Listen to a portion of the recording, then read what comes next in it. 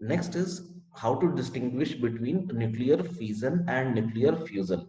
So nuclear fusion is a reaction which takes place in sun or some stars. Nuclear fission is a reaction which takes place in our nuclear bombs or nuclear submarines like this. So nuclear fission, as you already know, that it is the phenomena in which heavier nuclei bursts into two lighter fragments. Like the reactions we just showed, no, uranium, when it is bombarded with neutron, it produces barium and krypton, okay, and some three neutrons are released.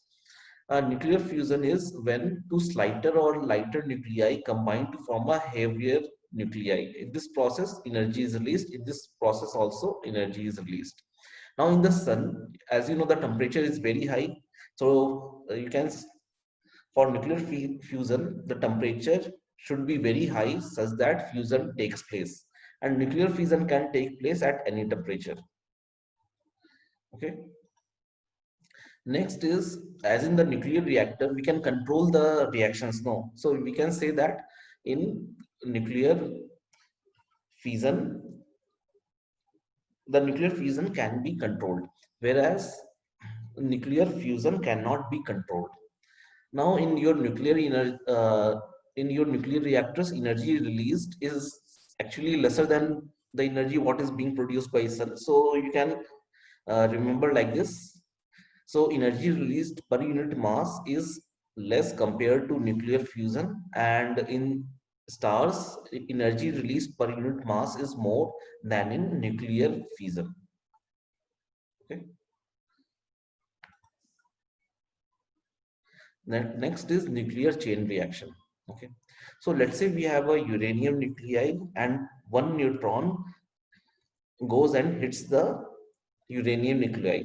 Now in this process, as you know, in the reaction, uranium plus one neutron produces barium, krypton, and three neutrons. Okay. So when this neutron hits the uranium nuclei, three different neutrons will be produced. So one, two, three.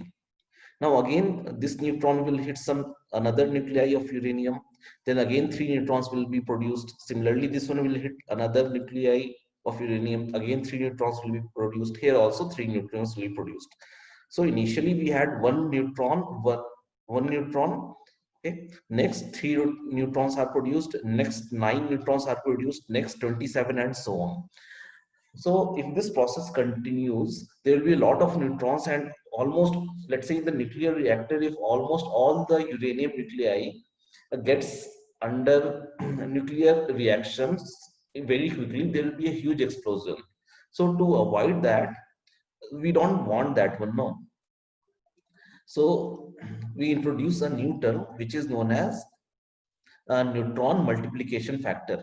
Now it is to decide whether the chain reaction is self-sustainable or not. Okay, neutron multiplication factor. So if reaction,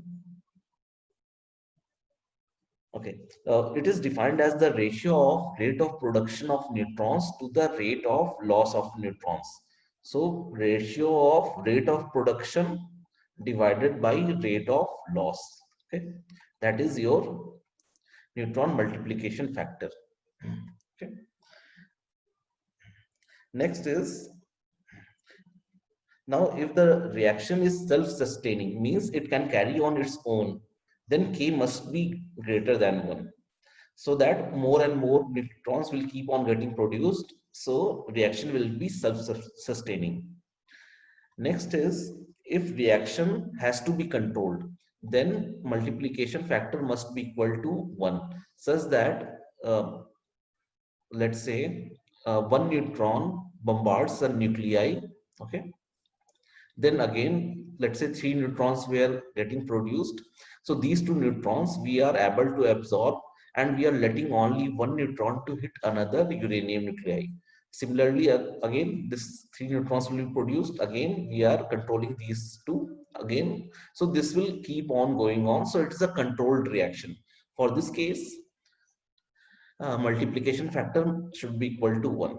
Now reaction cannot continue if multiplication factor is less than 1. Means, let's say if there is one neutron here and it produces less than one neutron, then reaction cannot continue. Okay. So this is your neutron multiplication factor. Okay.